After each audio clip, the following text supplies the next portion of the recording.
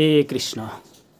সারা পৃথিবীর সহস্র সহস্র মানুষের কণ্ঠে উচ্চারিত হয় দুটি শ্লোক, যা ভক্তদের কণ্ঠহার স্বরূপ।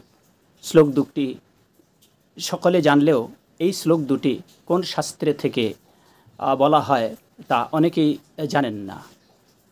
গঙ্গে চ যমুনে চৈব গোদাবরী সরস্বতী নর্মদে সিন্ধু কাবেরী জলেহস্মিন সন্নিধিং কুরু। এই শ্লোকটি ব্রহ্মবৈবর্ত পুরাণের ব্রহ্মখণ্ডের 26 অধ্যায়ের 67 শ্লোক। অপরদিকে অপবিত্র পবিত্র বা সর্বাবস্থান গত পিবা স্মরেত পুণ্ডরীকাক্ষস্য বাহ্য ভবন্ত শুচি, সেটি পদ্মপুরাণের পাতাল খণ্ডের 49 অধ্যায়ের 12 শ্লোকে বলা হয়েছে। যে দুটি শ্লোকের বাংলা অনুবাদ: হে গঙ্গে, হে যমুনে, হে গোদাবরী, হে সরস্বতী, হে নর্মদে, হে সিন্ধু, হে কাবেরী, আপনারা এই জলে সন্নিহিত হন।